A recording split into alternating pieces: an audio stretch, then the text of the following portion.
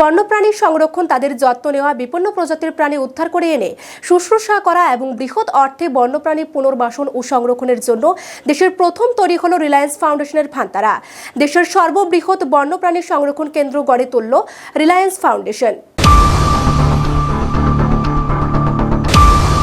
Reliance industry ও রিলায়েন্স ফাউন্ডেশনের একটি বড় উদ্যোগ হচ্ছে ভান্তারা। প্রাণী কল্যাণ ও সংরক্ষণের প্রচেষ্টায় এটি একটি বড় কর্মসূচি, যার লক্ষ্য শুধু দেশ নয়, বিশ্বব্যাপী আহত, নির্যাতিত ও বিপন্ন প্রাণীদের উদ্ধার করে যত্ন সহকারে চিকিৎসা ও পুনর্বাসন দেওয়া। গুজরাটের রিলায়েন্সের জামনগর রিফাইনারি কমপ্লেক্সের গ্রিন বেল্টের মধ্যে একটি চিত্তাকর্ষক 3000 একর বিস্তীর্ণ জায়গা জুড়ে ভান্তারা খোলা হয়েছে।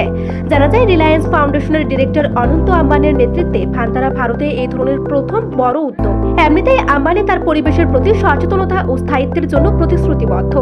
জানা যায়, রিলায়েন্সের রিনিউয়েবল এনার্জি ব্যবসার নেতৃত্বে রয়েছেন তিনি। 2035 সালের মধ্যে নেট কার্বন জিরো স্ট্যাটাস অর্জনের কোম্পানির লক্ষ্যের দিকে কাজ করছেন অনন্ত আম্বানি।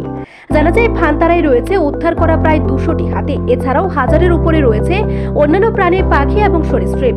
জানা যায়, বন্যপ্রাণীদের নিজস্ব জগৎ গড়ে দেওয়ার জন্য তৈরি হয়েছে পুল, বড় জলাশয় এবং প্রতিটি প্রাণীর জন্য পর্যাপ্ত খাবারের ব্যবস্থা। 15টি রান্নাঘর রয়েছে, যেখানে প্রতিদিন 1 টনেরও বেশি খাবার তৈরি হয়। পশু পাখিদের চিকিৎসার জন্য রয়েছে আধুনিক চিকিৎসা ব্যবস্থা। পশু পাখিদের উপর গবেষণা ও মনস্তত্ত্ব বোঝার জন্য দেশ বিদেশের নানা বিশ্ববিদ্যালয় থেকে এখানে এসে কাজ করছে। পরিবেশ, প্রকৃতির বদল এবং ভবিষ্যৎ প্রজন্মের দিকে তাকিয়ে ভান্তারা এখন প্রাণীদের নিজস্ব পৃথিবী। নিজস্ব প্রতিনিধির রিপোর্ট, এশিয়ান টাইমস।